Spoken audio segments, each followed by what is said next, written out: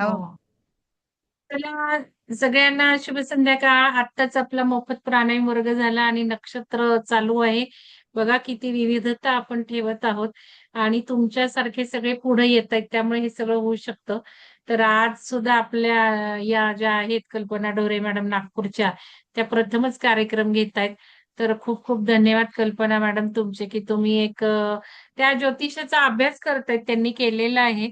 आणि त्यामुळे त्या घेणार आहेत आज मूळ नक्षत्र, आश्लेषा नक्षत्र आणि पुनर्वसू नक्षत्र. तर आता सगळ्यांनी टाकायचंय मूळ नक्षत्र कोणाकोणाचं आहे, आश्लेषा कोणाकोणाचं आहे, पुनर्वसू कोणाकोणाचं आहे. म्हणजे आम्ही बघू कितपत टॅली होतंय, काय आहे काय नाही. आणि सगळ्यांनीच लिहून घ्यायचंय नक्षत्र. आपण असा अभ्यास करतोय थोडासा, कारण आपल्याला अध्यात्माच्या दृष्टिकोनातून नक्षत्रांचा अभ्यास करायचा, ना की मनोरंजनात्मक किंवा असं आपलं भविष्य काय आहे. आपल्याला स्वला जाणून घ्यायचा प्रवास म्हणजे अध्यात्म, स्वतःबद्दलचं ज्ञान. तर स्वतःची पर्सनॅलिटी काय आहे, स्वतःचे गुण काय आहेत, अवगुण काय आहेत, कुठल्या उपासना आपल्याला चांगल्या आहेत, आपला मार्ग कुठला आहे. आपण नक्षत्र झाड लावतो तिथे. तर हे सगळं शिकायचंय, कारण आपला एक काहीतरी संकल्प आहे. त्या संकल्पाच्या दृष्टिकोनातून जे जे ज्ञान आपल्याला लागते ते ते पूर्ण करणं चाललंय. म्हणजे पुढे अजून या खोलामध्ये आपल्याला डुबकी मारता येईल. तर धन्यवाद तुमचे. वंदना मॅडम, तुम्ही सुरू करू शकता. कल्पना मॅडम, सॉरी, कल्पना मॅडम, धन्यवाद. करा, सुरू करा. सगळ्या साधकांना नमस्कार आणि मंगल मॅडमला नमस्कार आणि धन्यवाद. त्यांच्यामुळे मला अभ्यास करण्याचं म्हणजे अभ्यास करण्याची खूप इच्छा झाली, की नक्षत्रामध्ये काय आहे. मी निरनिराळे पुस्तकं घेऊन त्यातनं अभ्यास करून मी माझ्या मनाने म्हणजे घेतलं मी सगळं पुस्तकातलंच, पण मनाने आपली भाषा घेऊन ते मी लिहून घेतलेला आहे आणि त्याचा अभ्यास केलाय आणि हा अभ्यास करण्याची इच्छा मॅडममुळे आली. आणि आपल्याला जसं नक्षत्र म्हणजे काय हे आधी कळत नव्हतं. नक्षत्र असेल नक्षत्र आपण रासवरच बघायचं. पण जेव्हा मी हे वाचलं आणि अभ्यास केला या गोष्टीचा, तर खरं बघता नक्षत्र हे फार महत्वाचं आहे. आपण जसं जुने लोक म्हणायचे, की काही असं चुकलं किंवा काही झालं किंवा चांगलंही काम केलं, की कोणत्या नक्षत्रात जन्मली. तर आता मला कळते आहे, की त्यांनी कोणत्या उद्देशाने म्हटलं हे माहिती नाही. पण मला आता अभ्यास केला त्याच्यामुळे मला कळत आहे, की नक्षत्र हे फार महत्वाचं आहे. बरं. आता मी मूळ नक्षत्र, पहिले मूळ नक्षत्र घेते आहे.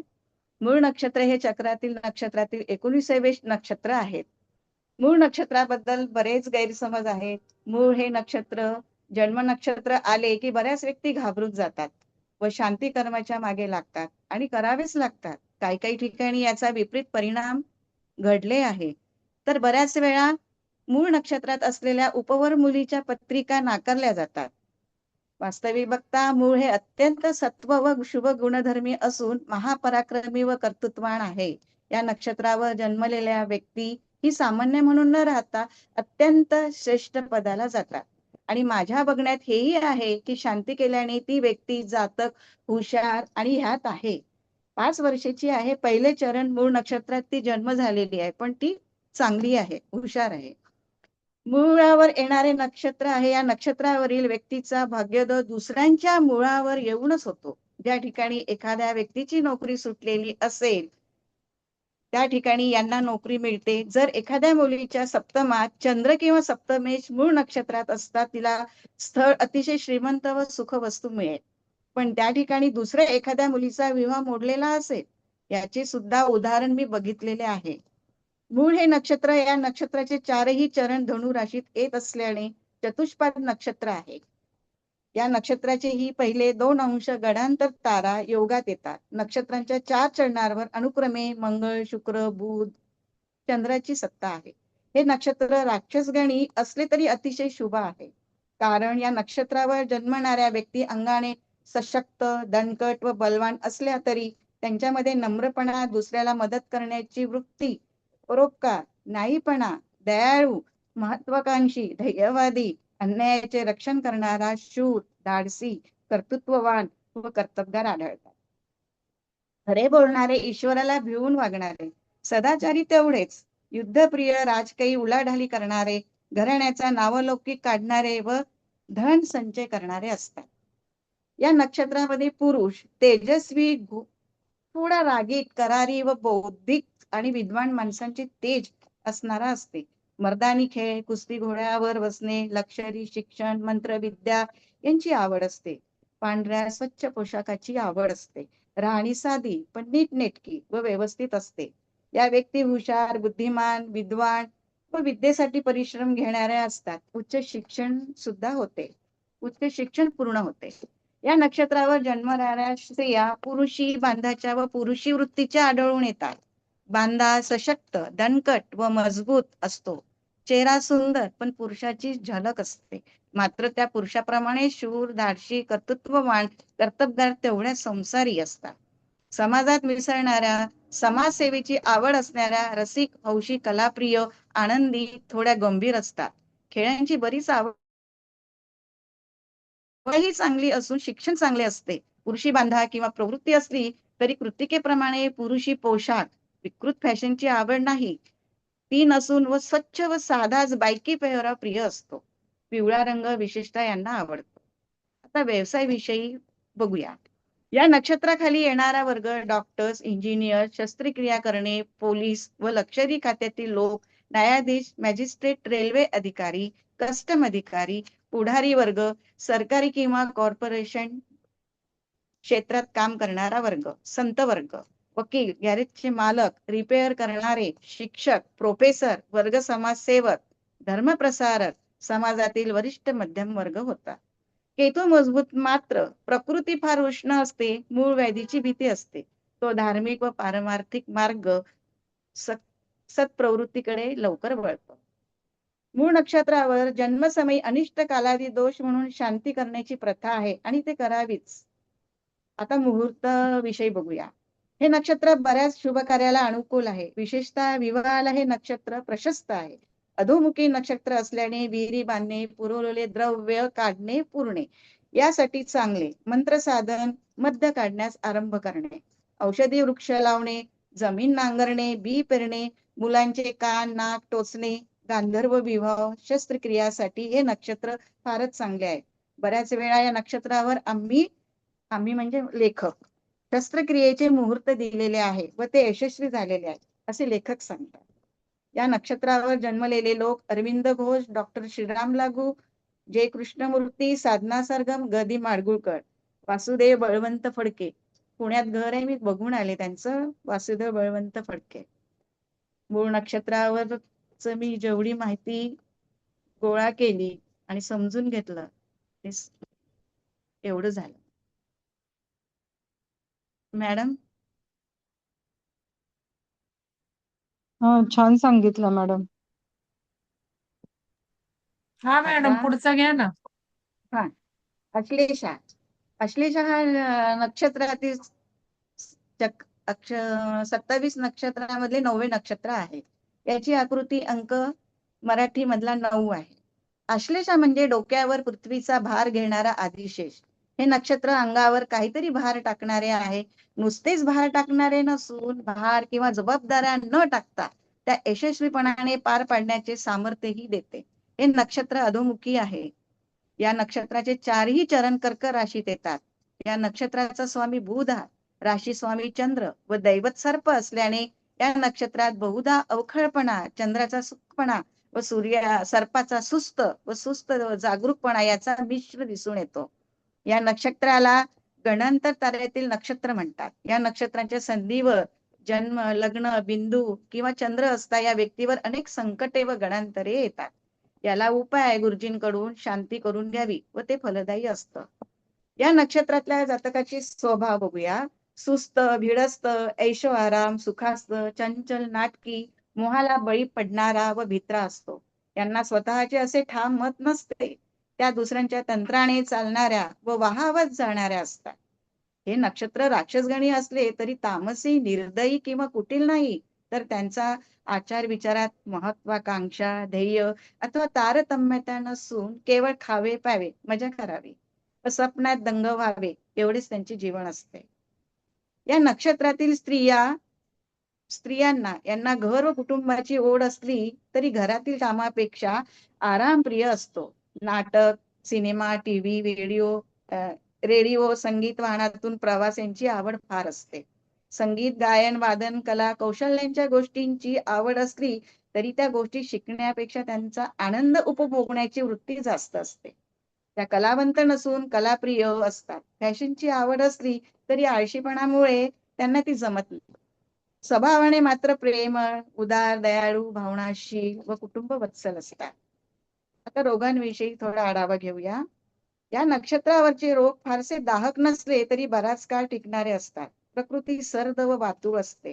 शीतविकारांपासून त्रास होतो. थंडी, कफ, पोटात गॅसेस धरणे, अपचन, उकाऱ्या, मळमळणे, हवामानातील बदलांमुळे होणारे रोग यापासून जास्त भीती असते. या नक्षत्राखाली आता आपण करिअर बघूया. म्हणजे कसं होऊ शकतं. ज्या खात्यात सत्ता नाही म्हणजेच काय सरकारी विभाग किंवा नोकरी जिथे प्रत्यक्ष निर्णय घेण्याचे अधिकार नसतात किंवा अंमलबजावणीचे अधिकार मर्यादित असतात. सरकारी खात्यात काम करणारा वर्ग तसेच म्युनिसिपालिटी, कॉर्पोरेशन, बॉडीज, प्रवासी कंपन्या, औषधी कंपन्यात काम करणारा वर्ग, मीठ व मासळी विकणारा वर्ग. आश्लेषा नक्षत्रात जन्म झाला असता अनिष्ट कालादी दोष मानून शांती करण्याची पद्धत आहे. दोष जन्मापासून 9 महिन्यापर्यंत राहतो. आता मुहूर्त विषयी बोलूया. मुहूर्त शास्त्रात त्या नक्षत्राचे महत्व नाही. ते क्रूर, राक्षसगणी व गडांतरांच्या योगातले असल्याने शुभ कार्याला वर्ज्य आहे. अधोमुख असल्याने विहिरी खणण्यास आरंभ करू शकतात. आता या नक्षत्रात जन्मलेले व्यक्ती कृष्णचंद्र शर्मा पंचांगकर्ते आहेत. चंद्रशेखर आझाद, राणी एलिझाबेथ. हे झाले आश्लेषा नक्षत्राविषयी. आता पुढे घेऊया पुनर्वसू नक्षत्रातले नक्षत्र चक्रातील 9वे पुनर्वसू हे नक्षत्र आहे. पुनर्वसूचा देव अदिती आहे. त्याचा स्वामी गुरु आहे. राशीभूत आहे. सवागुण चर आहे. आता आपल्याला पुनर्वसू नक्षत्रांचे विश्लेषण असे आहे की पुनर्वसू नक्षत्र नावाप्रमाणेच परत वसन करणारे आहे. वसन म्हणजे स्थापना. जर व्यापारात दिवाळे वाजले असेल, कोणी बेघर झाले असेल, कोणाची नोकरी गेली असेल, जन्म नक्षत्र पुनर्वसू असेल तर त्यांच्या सर्व गोष्टी परत होतील, मिळतील. या नक्षत्राला स्वर्गाचे महाद्वार असे म्हणतात. या नक्षत्रात अदितीचा उदारपणा, गुरुची बुद्धिमत्ता, बुधाची स्मरणशक्ती व चंद्राच्या स्वप्नाळूपणा या गुणांचा सुरेख संगम आढळून येतो. हे नक्षत्र सात्विक व शुभ गुणधर्म आहे. या नक्षत्रावर जन्म झालेला हुशार बुद्धीचा, धनवान, रसिक, कला कौशल्याची आवड असणारा, विश्वासू, प्रामाणिकपणा, कर्तव्यदक्ष, चित्रकला, रंगकाम याची आवड असणारा आहे. थट्टेखोर, नीतीने वागणारा व दुसऱ्यांवर उपकार करणारा असतो. सौंदर्य दृष्टी चांगली असते. संतोषी वृत्तीचा असतो. या नक्षत्रावर जन्मणाऱ्या व्यक्ती व्यवस्थितपणा, नीटनेटकेपणा, स्वच्छता याची फार आवड असते. स्त्रीच्या बाबतीत ती एक उत्तम, सुशिक्षित, सुशील, सुंदर अशी संसारी कला नैपुण्य असणारी स्त्रीच असते. स्त्रियांना तर पुनर्वसू नक्षत्र वरदानच आहे. पुरुषांपेक्षा स्त्रियांना लागणारे विनय, वात्सल्य, संसारीपणा, दयाळूपणा, कोमलपणा हे गुण जास्त आढळून येतात. आता प्रकृतीच्या विषयी बघितल्यास प्रकृती थोडी शीत व वातूळ असते. थंडी, वारा, कफ यांच्यापासून फार त्रास होतो. पोटात गॅसेस होते. अपचन, उकाऱ्या, मळमळणे या तक्रारी फार असतात. हातापायांच्या बोटांची, संधिवातांची भीती असते. हे लोक भावनाप्रधान व विचार जास्त असल्याने मानसिक विचार, चिंता, नैराश्य या रोगांपासून त्रस्त असतो किंवा त्रास होतो. आता करिअर विषयी विचार घेतला. या नक्षत्राखाली येणारा वर्ग म्हणजे गायक, वादन, पेंटर, चित्रकार, आर्किटेक्ट, शिक्षक वर्ग, प्रोफेसर, लेखक वर्ग, नाटककार, वकील, दळणवळण खात्यात काम करणारे, फिरते एजंट, दलाल, लहान लहान वस्तूंचे किरकोळ व्यापारी, बुद्धिजीवी, मार्गदर्शन करणारे. स्वभावाविषयी मध्ये बघितलं तर खूप बुद्धिमान तर असतात, पण क्षमाशीलही असतात. आध्यात्मिक आणि उपकारी आणि जीवनात कोणतेही संकट आले तर त्याला धैर्यतेने समोर जाऊन हँडल करतात. कोणतेही काम हातात घेतले तर मागे न हटता पूर्णत्वाकडे होईपर्यंत लढत राहतात. म्हणजेच हार मानत नाही. कधी कधी म्हणजे अवगुण मध्ये बघितलं तर स्वभावात अस्थिरता किंवा निर्णय घेता आला नाही, असमंजस, भटकणाऱ्या निर्णयाची स्थिती निर्माण होते आणि वाईट संगतीपासून स्वतःला सांभाळायचे असते. मुहूर्त आता मुहूर्ताविषयी बघूया. हे नक्षत्र बऱ्याच शुभ कार्यांना चांगले आहेत. मुंजी, विद्या अभ्यासाला आरंभ, औषध घेणे, बारसे, नवीन वाहनावर बसणे म्हणजे नवीन वाहन खरेदी करणे, नवीन वस्त्रे धारण करणे, नृत्य, गायन, वादनाचे वर्ग सुरू करणे, शिकणे. विवाहाला मात्र हे नक्षत्र अनुकूल नाही. चर व तिर्यंगमुखी असल्याने बीज पेरणे, नांगर धरणे, फुलं, वेली, फळं, झाडे लावणे. या नक्षत्रावर जन्मलेले व्यक्ती न्यूटन, मीना कुमारी, समर्थ रामदास असे आहेत. माझं संपलं मॅडम. पुनर्वसू नक्षत्रावर. हॅलो. हा बोला मॅडम. हा, माझे तीनही नक्षत्र झालेत मॅडम. हो झाले, मी ऐकते, जरा पुतण्या बसले शेजारी त्याच्याबरोबर. तो मला सांगत होता हे काय नक्षत्र. मग त्याला म्हटलं कॉन्स्टलेशन. मग तुझं कोणतं, मग ज्येष्ठा कळत नाही. या मुलांना ना मराठी काही कळत नाही बघा. माझ्या मुलाला तर आकडे पण कळत नाहीत. ठीक अरे, आहे, छान झालं, चांगलं सांगितलं. कोणाला काही शंका आहेत का? मॅडम बघा, मी शंका दूर. हर्षा मॅडमचं पुनर्वसू नक्षत्र आहे. हर्षा मॅडम, काय वाटलं तुम्हाला? काही शंका विचारायचं आहे का? आता याच्यात आद्रा लिहिलंय मॅडम, शीतल मॅडम. मी घेणार आहे आद्रा नक्षत्र, शेवटी मी घेणार आहे. त्यामुळं ठीक आहे. कोणाला काही शंका आहेत का बघा? आणि मॅडम जे डॉक्टरेट झालेले आहेत त्यांच्याकडून म्हणजे त्यांच्याकडनं मला मत हवंय की कसं म्हणजे बरोबर आहे की नाही. मी पुस्तकं वाचूनच केलंय मॅडम. हे बघा, पवित्र मन, शुद्ध मन, निर्मल मन शिकलाय, अशा शंकाच नकोय. कोणाला शंका आहे का? असेल नसेल तर मी रेकॉर्डिंग बंद करते.